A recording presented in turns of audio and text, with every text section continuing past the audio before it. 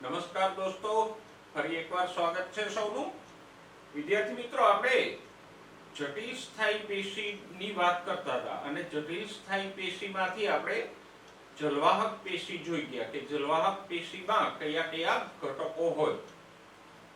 હવે આજે બીજી જટિલ સ્થાયી પેશી જોઈએ, એ છે અનવાહક પેશી. જલવાહકની જેમ જ જટિલ સ્થાયી પેશી છે એટલે વિવિધ પ્રકારના ઘટકોથી બનેલી હોય. અને જટિલ સ્થાયી પેશીની વ્યાખ્યામાં આપણે બે મુદ્દા જોઈ ગયા કે જે પેશી વિવિધ પ્રકારના કોષોથી બનેલી હોય પણ એ બધા કોષો ભેગા મળીને એકમ તરીકે એક જ કાર્ય કરતા હોય તો એને આપણે જટિલ સ્થાયી પેશી કહીએ. તો એ જ રીતે અનવાહક પણ અલગ અલગ પ્રકારના ઘટકોથી બનેલી છે પણ એ બધા ઘટકો ભેગા મળીને એક જ કાર્ય કરે. કયા ઘટકોથી બનેલી છે એની વાત પછી કરીએ. પહેલા એ જોઈએ કે એનું કાર્ય શું છે. તો કે અનવાહક પેશીના આ બધા ઘટકો ભેગા મળીને એક જ કામ કરે. કયું? તો કે પર્ણ દ્વારા તૈયાર થયેલો ખોરાક અન્ય ભાગો તરફ વહન કરી જાય.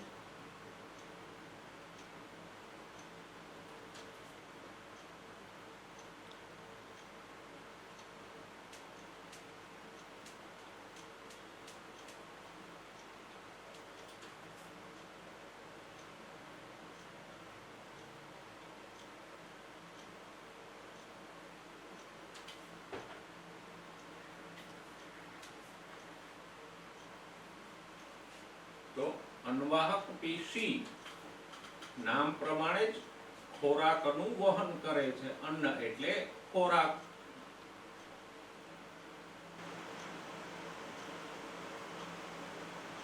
કઈ બાજુ વહન કરે તો આપણે સમજી શકીએ કે ખોરાક ક્યાં તૈયાર થાય. વનસ્પતિમાં પર્ણોમાં પ્રકાશ સંશ્લેષણથી ખોરાક તૈયાર થાય તો એ ખોરાકનું અન્ય ભાગો તરફ એ વહન કરી જાય અને માટે જ આપણે એને અનવાહક પેશી તરીકે ઓળખીએ.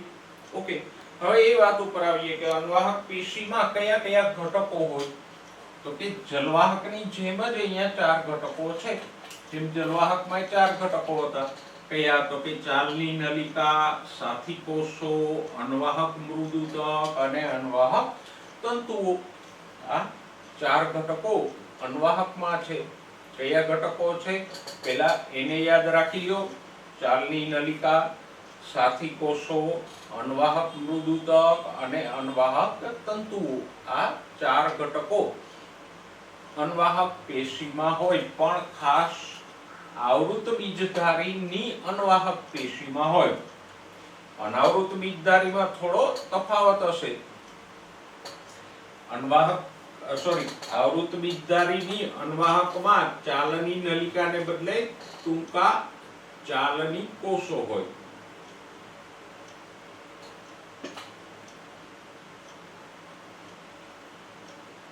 અને સાથી કોષોને બદલે હોય આલ્બ્યુમિન કોષો.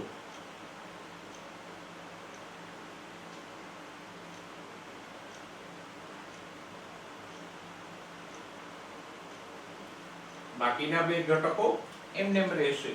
તો ખાસ ધ્યાનમાં રાખજો. આવૃત બીજધારીમાં કયા ઘટકો હોય અને અનાવૃત બીજધારીમાં કયા ઘટકો હોય એને ખાસ નોંધી રાખજો.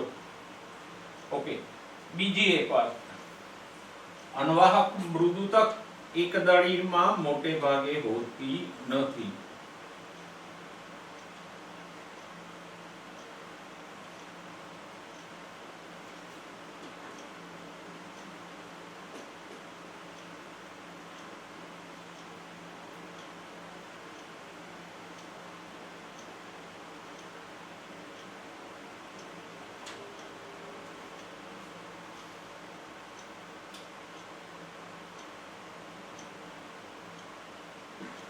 એટલે પહેલા તો જેમ જલવાહક પેશીમાં આપણે કરી ગયા કે પહેલા જલવાહકના ઘટકો યાદ રાખ્યા, પછી આપણે એ યાદ રાખ્યું કે અનાવૃત અને ત્રિઅંગીમાં જલવાહિની નથી હોતી, ફક્ત જલવાહિની કી હોય છે. એમ અહીંયા પહેલા અનવાહકના ચારેય ઘટકો યાદ રાખો. પછી એ યાદ રાખો કે અનાવૃત બીજધારીમાં કયા ઘટકો હોય, તો કે અનાવૃત બીજધારીમાં ચાલની નલિકા અને સાથી કોષો ના હોય, એને બદલે શું હોય? ચાલની કોષો અને આલ્બ્યુમિન કોષો હોય. અને ત્રીજી વસ્તુ, એકદળીમાં અનવાહક મૃદુતક મોટે ભાગે હોતું નથી. તો આ ઘટકોને સૌથી પહેલા યાદ રાખી લ્યો, નોંધી લ્યો નોટમાં, જેથી કરીને સરળતાથી યાદ રહી જાય. હવે અનવાહકના એક એક ઘટકની રચના અને કાર્યની ચર્ચા કરી લઈએ. જેમ જલવાહકમાં આપણે એક એક ઘટકને જોઈ ગયા હતા, એવી જ રીતે સૌથી પહેલા વાત કરીએ ચાલની નલિકાઓની. તો ચાલની નલિકાની પહેલા રચનાની વાત કરીએ. ચાલની નલિકા કેવી હોય? જુઓ, અહીંયા આપણે જોઈ શકીએ છીએ આવા લાંબા અને આયામ રીતે ગોઠવાયેલા, આયામ એટલે આમ ઊભા ગોઠવાયેલા, કારણ કે વહન આમ થાય એટલે કોષો પણ આયામ ઊભા જ હોય. તો આવા લાંબા અને આયામ રીતે ગોઠવાયેલા નલિકામય કોષો છે એ છે ચાલની નલિકાઓ. તો ચાલની નલિકાઓ કેવી હોય? તો કે લાંબી, નલિકામય અને આયામ રીતે ગોઠવાયેલ હોય.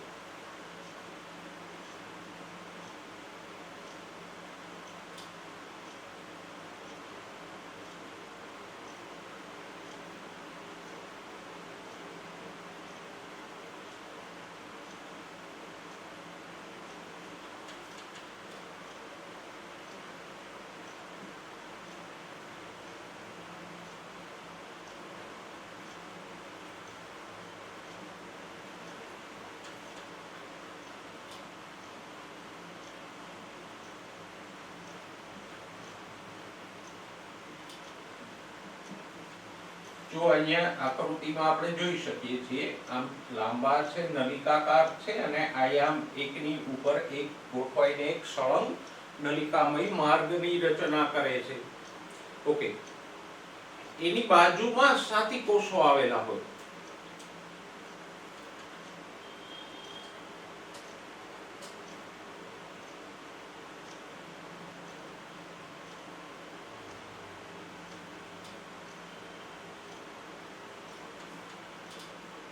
તો ચાલની નલિકાઓ સાથી કોષો સાથે ગાઢ રીતે સંકળાયેલ હોય. જો આ વચ્ચેના ભાગે આપણે સાથી કોષો દર્શાવેલા છે. તો ચાલની નલિકાઓની વચ્ચે વચ્ચે આમ સાથી કોષો આવેલા હોય અને ચાલની નલિકાની બાજુમાં જ સાથી કોષો આવેલા હોય. ઓકે, ચાલની નલિકાની બીજી વિશેષતા એ છે કે એની અંત્ય એટલે છેડાની, અંત્ય દિવાલો એટલે આ છેડાની દિવાલો ચાળણી જેવી હોય, છિદ્રાળુ હોય.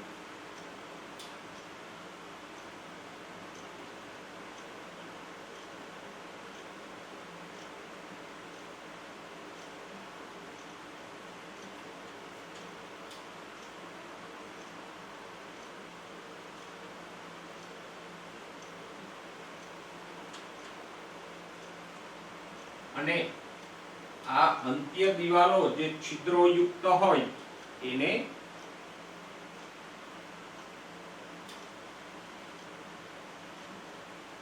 ચાલની પટ્ટિકા કહેવાય.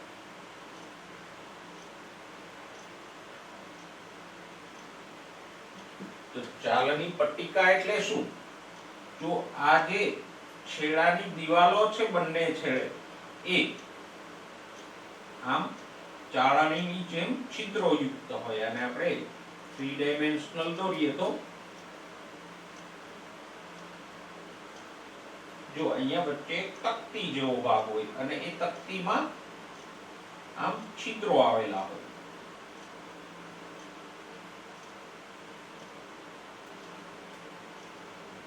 જેથી કરીને ખોરાક એમાંથી આરપાર વહન પામી શકે. તો ચાલની નલિકાના છેડે આવી ચાલની પટ્ટિકાઓ, અને ચાલની પટ્ટિકા કેવી હોય? તો કે છિદ્રિષ્ટ હોય. જો ચાલની એટલે ચાળણી, સીવ પ્લેટ એટલે ચાળણી.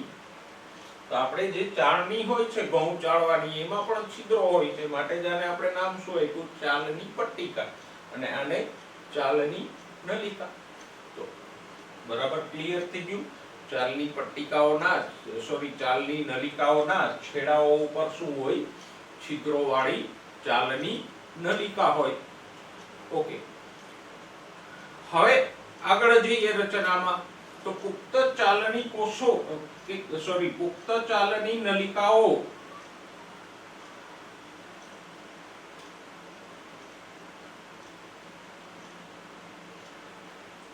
ચાલની ઘટકો એટલે ચાલની નલિકાઓ કે કોષો રસધાની અને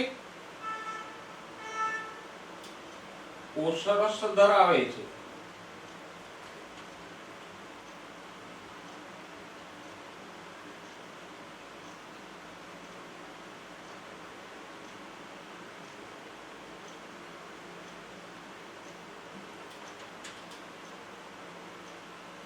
પરંતુ એમાં કોષ કેન્દ્ર હોતું નથી.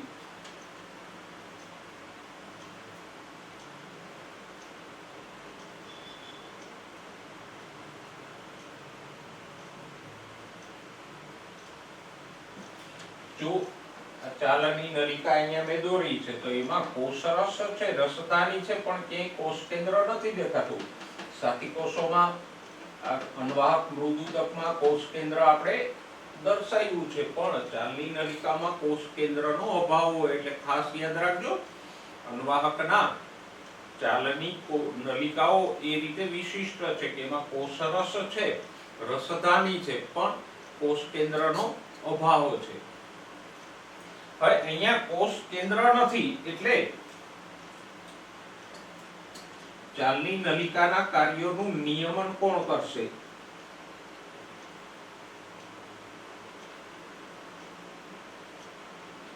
તો કે સાથી કોષો.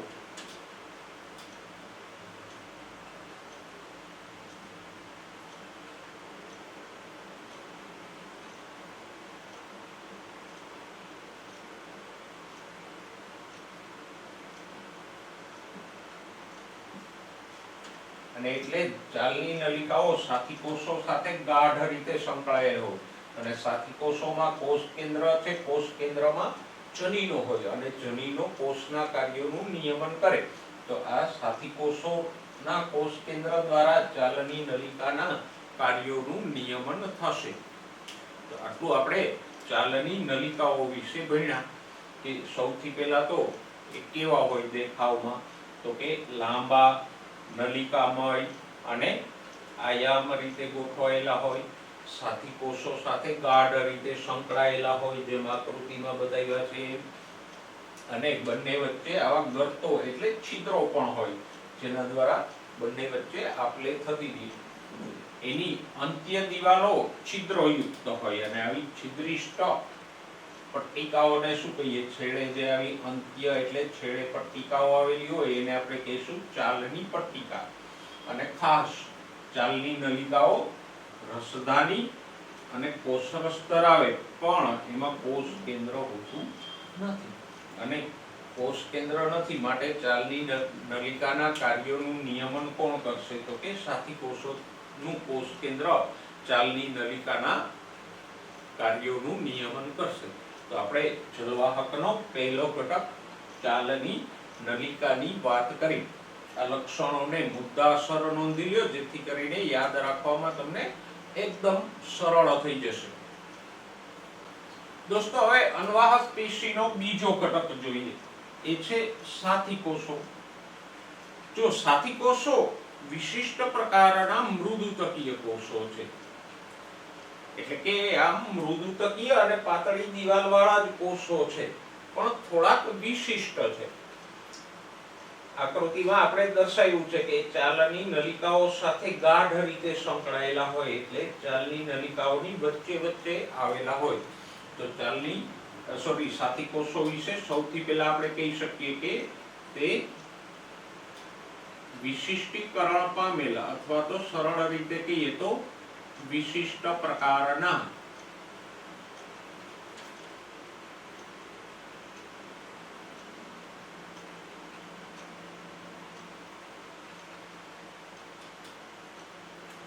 મૃદુતક કોષો છે. મૃદુતક કોષો આપણે જાણીએ છીએ પાતળી દિવાલ વાળા અને જીવંત હોય, કોષ કેન્દ્ર યુક્ત હોય. અને હવે તમને એમસીક્યુ પૂછી શકે કે નીચેનામાંથી કયા મૃદુતકીય કોષો છે અથવા તો વિશિષ્ટીકરણ પામેલ મૃદુતકીય કોષો છે. તો જવાબ શું આવશે? સાથી કોષો. જો અનવાહક જલવાહકના જે કંઈ ઘટકો છે એના ઉપરથી તમને ઘણા બધા એમસીક્યુ પૂછી શકે કે કયા કોષો જીવંત છે, કેમાં કોષ કેન્દ્રનો અભાવ છે, કેમાં કોષ કેન્દ્ર આવેલું છે, કોણ એના કાર્ય સંબંધિત પ્રશ્નો પણ પૂછી શકે. કયા કોષો અનાવૃત બીજધારીમાં નથી હોતા, ફક્ત આવૃત બીજધારીમાં હોય છે. તો આ જે અનવાહક અને જલવાહક બંનેમાં 4 ઘટકો આપેલા છે એના ઉપરથી ઢગલાબંધ એમસીક્યુઓ નીકળી શકે. અને કોલમ પ્રકારે પણ તમને પૂછી શકે કે 8 ઘટકો છે ટોટલ, તો એક કોલમમાં 4 સામે બીજી કોલમમાં 4 ની રચના કે કાર્ય સંબંધિત મુદ્દાઓ આપ્યા હોય.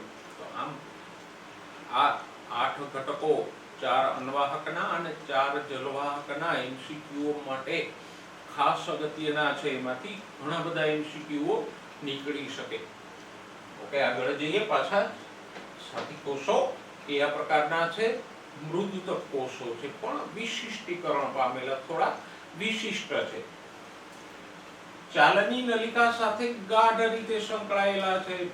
એ તો આપણે આગળ જોઈ ગયા કે ચાલની નલિકાઓ સાથી કોષો સાથે ગાઢ રીતે સંકળાયેલી છે. તો પછી આપણે ઊંધું કહી શકીએ સાથી કોષો ચાલની નલિકા સાથે ગાઢ રીતે સંકળાયેલ છે.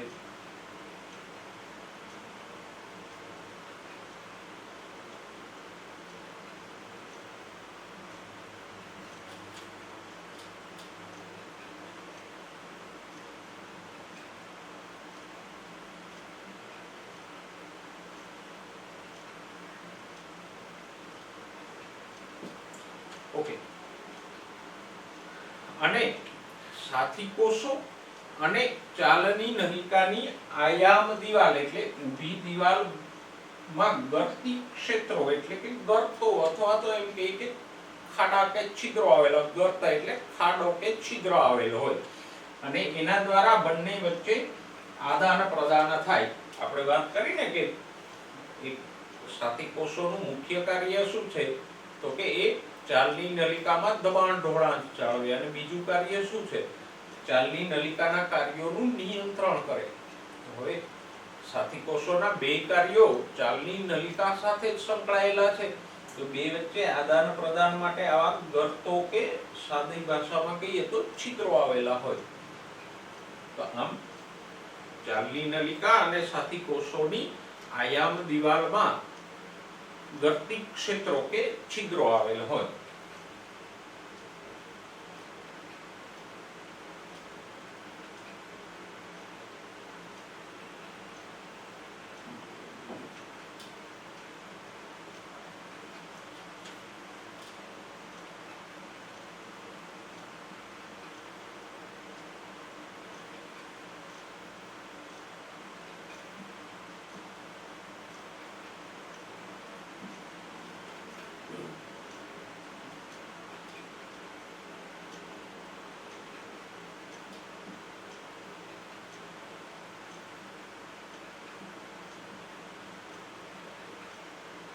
અને આ ગર્તી ક્ષેત્રોની મદદથી એ ચાલની નલિકાઓ સાથે આપલે કરી શકે, એમાં દબાણ ઢોળાણ જાળવી શકે અને ચાલની નલિકાના કાર્યોનું નિયમન પણ કરી શકે છે. ઓકે, હવે એનું કાર્ય જોઈએ તો આપણે વાત કરીએ એમ એનું મુખ્ય કાર્ય શું છે, તો કે ચાલની નલિકાઓમાં દબાણનો ઢોળાંશ જાળવે.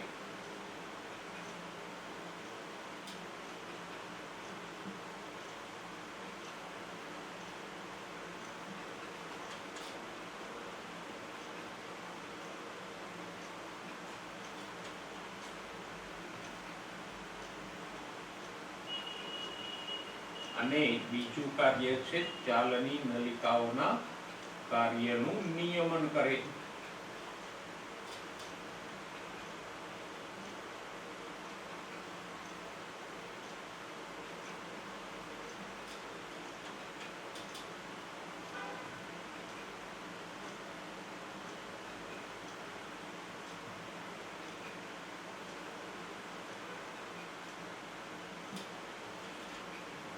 હવે દબાણ ઢોળાણ શું છે, એ કેવી રીતે સર્જાય અને એનાથી ફાયદો શું થાય એની ચર્ચા આપણે પ્રકરણ નંબર 11 વખતે કરશું. ત્યારે જરા આને યાદ રાખજો સાથી કોષોને. ઓકે, અત્યારે દબાણ ઢોળાંશની ચર્ચા આપણે કરતા નથી. પ્રકરણ નંબર 11 માં એ કરશું. ઓકે, બીજી વસ્તુ એક નોંધી લે કે સાથી કોષોમાં કોષ કેન્દ્ર આવેલ હોય. આમ તો આકૃતિમાં આપણે સ્પષ્ટ રીતે દર્શાવ્યું છે, એમાં કોષ કેન્દ્ર છતાં યાદ રહીએ એટલે આપણે એને નોંધી લઈએ કે એમાં કોષ કેન્દ્ર આવેલું હોય છે. અને વિશિષ્ટ પ્રકારના મૃદુતક કોષો છે. તો સાથી કોષો વિશે આપણે આટલી ચર્ચા કરી કે વિશિષ્ટ પ્રકારના મૃદુતક કોષો છે, ચાલની નલિકાઓ સાથે ગાઢ રીતે સંકળાયેલા હોય, એટલે કે એની બાજુમાં જ આવેલા હોય. ચાલની નલિકાઓમાં સાથે એક ગર્તી ક્ષેત્રો અથવા તો એમ કે આવા છિદ્રો દ્વારા જોડાયેલા હોય. અને કાર્ય એનું શું છે, તો કે ચાલની નલિકાઓના કાર્યનું નિયમન કરે, સાથે સાથે ચાલની નલિકાઓમાં દબાણ ઢોળાંશ જાળવે. એને ખાસ યાદ રાખજો. અને કોષ કેન્દ્ર ધરાવે છે. આટલા મુદ્દાઓ સાથી કોષો વિશે આપણી નોટમાં આપણે નોંધી લઈશું. હવે અનવાહક પેશીનો ત્રીજો ઘટક જોઈએ, એ છે અનવાહક મૃદુતક. જો અવા એટલે અનવાહક, જવા તો જલવાહક. મોસ્ટલી આપણે શોર્ટ ફોર્મમાં જ લખતા હોય, જવા જલવાહક, અવા અનવાહક. બરાબર.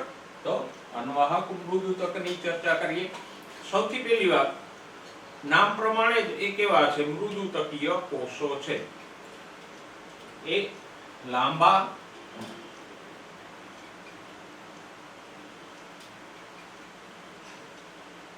સાંકડા છેડાવાળા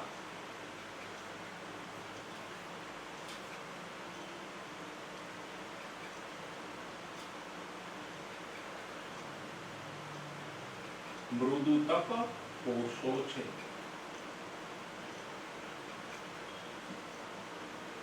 પહેલી વાત.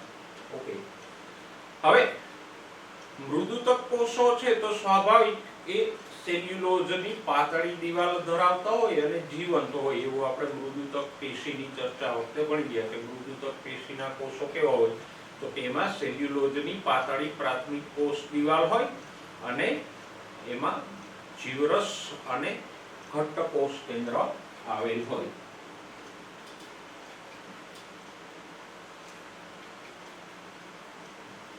તો એ સેલ્યુલોઝની પાતળી કોષ દિવાલ ધરાવે.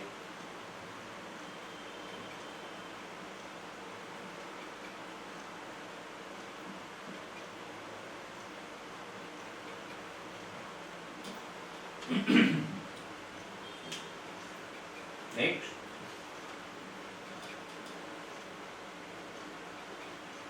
ઘટ્ટ જીવરસ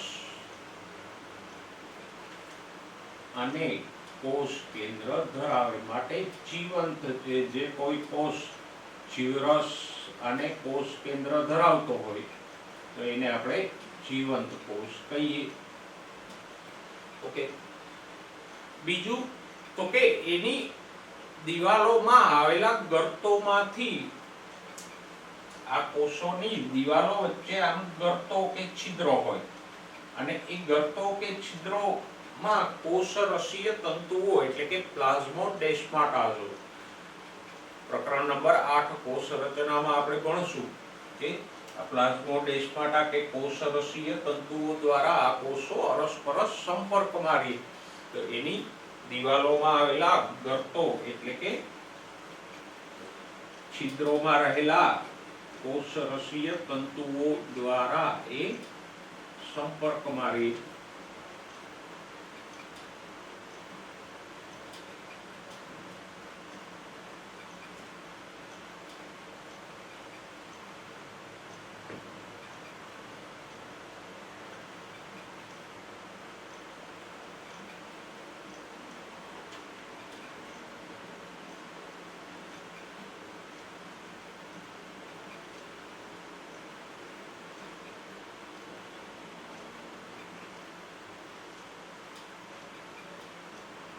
એટલે કે એના દ્વારા એક કોષમાંથી બીજા કોષમાં આદાન પ્રદાન થાય. સંપર્ક જાળવે મતલબ એક કોષરસીય તંતુઓ દ્વારા બે કોષો વચ્ચે અરસપરસ આપલે કે આદાન પ્રદાન થાય.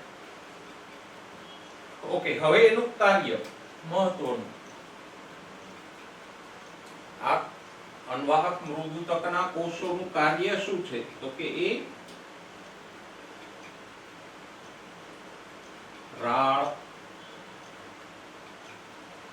ક્ષીર કે શ્લેષ્મ જેવા પદાર્થોનું સંગ્રહ કરે.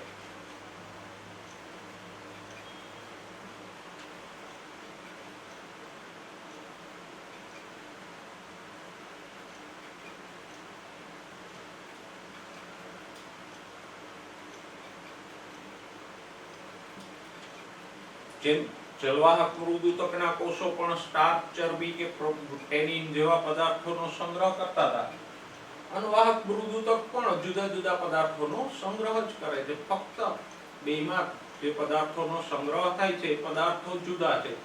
ઓકે, રાળ એટલે કે રેઝિન એક પીળાશ પડતો પાતળો ગુંદર જેવો પદાર્થ હોય. ક્ષીર તો આપણે જાણીએ છીએ, આંકડો, થોર વગેરે ઘણી બધી વનસ્પતિઓમાંથી જે સફેદ પદાર્થ નીકળે એને આપણે ક્ષીર કહીએ. અને શ્લેષ્મ એટલે ચિકાસયુક્ત પદાર્થ. જેમ આપણા શરીરમાં પણ ઘણા બધા ભાગોમાં શ્લેષ્મ ઉત્પન્ન થાય છે, એમ ઘણી વનસ્પતિઓમાં પણ શ્લેષ્મ જોવા મળે. શ્લેષ્મનું બેસ્ટ એક્ઝામ્પલ જોવું હોય તો કુંવારપાઠાના પર્ણોમાં પુષ્કળ પ્રમાણમાં શ્લેષ્મ જોવા મળે. તો આવા રાળ, ક્ષીર કે શ્લેષ્મ જેવા પદાર્થોનો સંગ્રહ કરશે.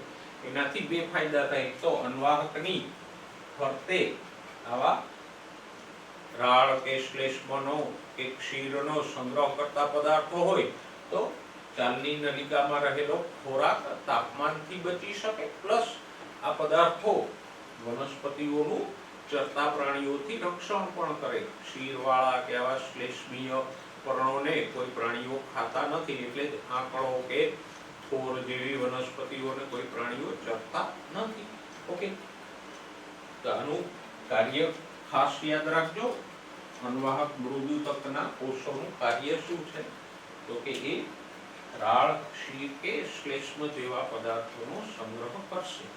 તો આપણે અનવાહક મૃદુતક વિશે સવિસ્તાર ચર્ચા કરી. એની રચના, એ જીવંત છે અને એના કાર્યની પણ આપણે વિસ્તારથી ચર્ચા કરી. બધા મુદ્દાઓને નોટમાં લખી લેજો. અચ્છા, અનવાહક મૃદુતક વિશે આગળ આપણે જે મુદ્દો નોંધ્યો હતો કે મોટાભાગની એકદળીઓમાં ગેરહાજર હોય, એને પણ યાદ રાખજો. હવે અનવાહકનો ચોથો ઘટક જોઈએ, અનવાહક તંતુઓ. તો એ દડોતક કોષોના છે. જેમ જલવાહકમાં આવેલા જલવાહક તંતુઓ પણ જાડી દિવાલવાળા દડોતકીય હતા, એમ અનવાહક તંતુઓ પણ કેવા છે? તો કે દડોતક કોષો છે. દડોતક પેશીમાં આપણે બે પ્રકારો ભણ્યા ને, અષ્ટિકોષો અને દડોતક તંતુઓ. તો એ જે દડોતક તંતુઓ હતા, જાડી દિવાલવાળા, કોષરસ વિહીન, એ જ તંતુઓ અહીંયા છે. અનવાહક તંતુઓ કેવા છે? દડોતકીય કોષો છે. અને માટે જ આપણે સમજી લેવાનું કે દડોતકીય છે તો જાડી દિવાલવાળા અને મૃત હશે. લખી લઈએ છતાંય.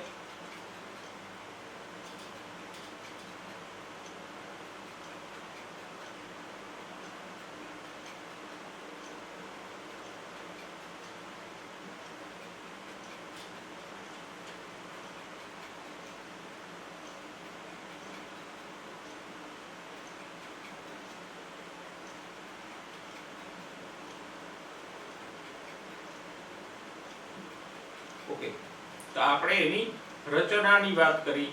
એ પ્રાથમિક અન્વાહકમાં ગેરહાજર હોય. પ્રાથમિક વૃદ્ધિ દરમિયાન જે અન્વાહક પેશી ઉત્પન્ન થાય એમાં સામાન્ય રીતે આ અન્વાહક તંતુઓ ગેરહાજર હોય.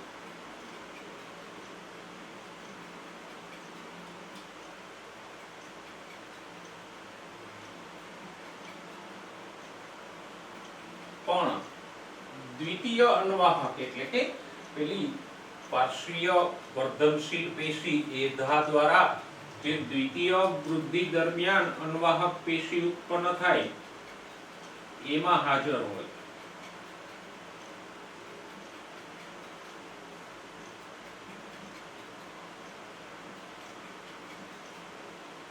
એટલે આને ખાસ યાદ રાખજો. અન્વાહક તંતુઓ ક્યાં હોય તો કે પ્રાથમિક અન્વાહકમાં ના હોય.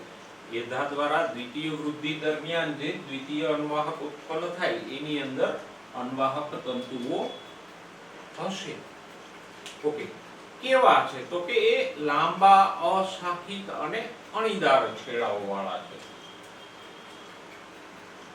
જેવા ગડોતકીય તંતુઓની રચના ભણ્યા હતા લાક્ષણિક એવા જ છે. લાંબા, પાતળા, અણીદાર છેડાવાળા.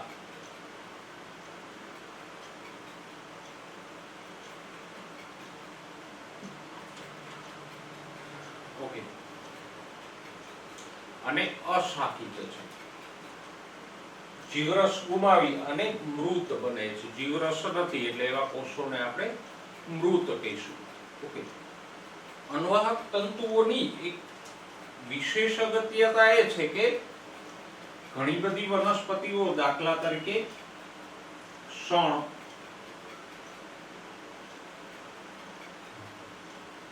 અળસી, ભાંગ એવી વનસ્પતિઓના અન્વાહક તંતુઓ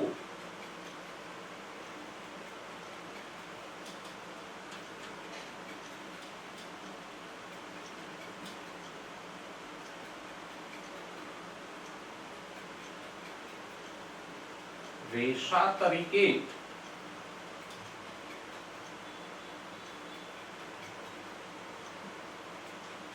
વ્યાવસાયિક કે વ્યાપારિક રીતે ઉપયોગી છે.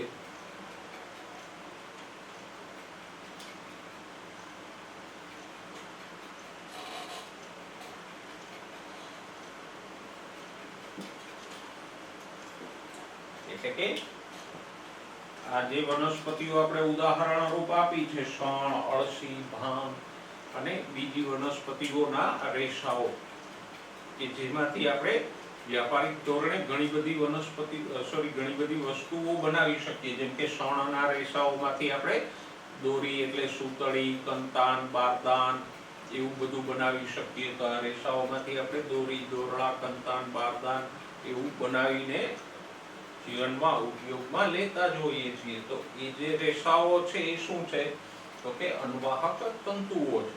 હા, કપાસના રેશાઓ અલગ છે, એને ખ્યાલમાં રાખજો કે કપાસના રેશાઓ છે એ બીજ ઉપરના બહિરુદ્ધ ભેદો છે, એ અન્વાહક તંતુઓ નથી. પણ શણના, અળસીના કે ભાંગના રેશાઓ જે આપણે દોરી, દોરડા, કંતાન, બારદાન બનાવવામાં વાપરીએ છીએ એ અન્વાહક તંતુઓ છે. તો આ અન્વાહક તંતુઓ આપણને વ્યાપારિક રીતે પણ ઉપયોગી છે.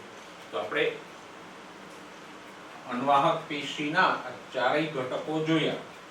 હવે મુદ્દાનો પ્રશ્ન, ચાર ઘટકોમાંથી ખોરાકનું વહન કોણ કરે તો કે ફક્ત ચાલની નલિકા છે એ જ ખોરાકનું વહન કરશે.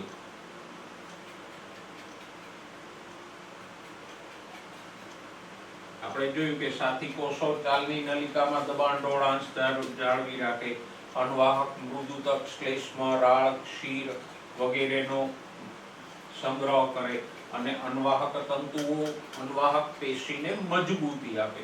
એનું મુખ્ય કાર્ય અન્વાહક પેશીને મજબૂતી આપવાનું. તો પછી ખોરાકનું વહન ફક્ત ચાલની નલિકાઓ જ કરશે અને અનાવૃત બીજધારી હોય તો ચાલની નલિકાને બદલે ચાલની કોષો ખોરાકનું વહન કરશે. તો આપણે અનવાહક પેશીના ચારે ચાર ઘટકોને સવિસ્તાર મુદ્દાસર જોયા. આ બધા જ મુદ્દાઓને નોંધી રાખજો અને એમાંથી જે ખાસ ખાસ મુદ્દાઓ મેં તમને કીધા છે એને વ્યવસ્થિત રીતે ખાસ યાદ રાખજો. હવે જેમ જલવાહક પેશીમાં આપણે આદિદારુ અને અનુદારુ જોઈ ગયા કે જલવાહક પેશીના જે ઘટકો પહેલા ઉત્પન્ન થાય છે એને આપણે આદિદારુ કહીએ, જે પછીથી ઉત્પન્ન થાય છે એને અનુદારુ કહીએ.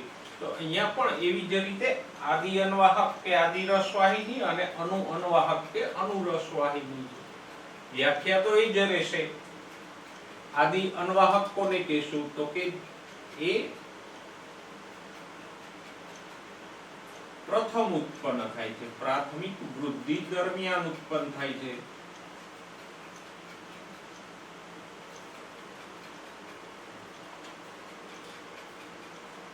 એટલે કે પહેલા ઉત્પન્ન થાય છે.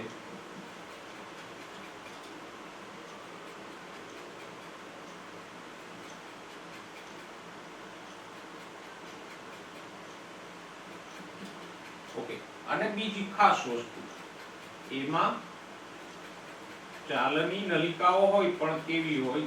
સાંકડી હોય.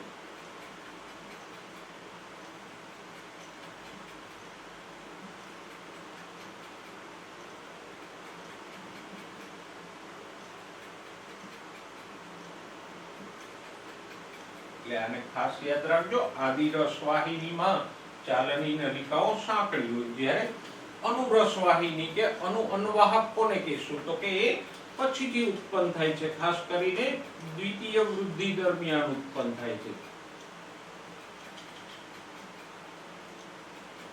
અને એની બીજી વિશેષતા એ છે કે એમાં ચાલની નલિકાઓ કેવી હોય? પહોળી હોય.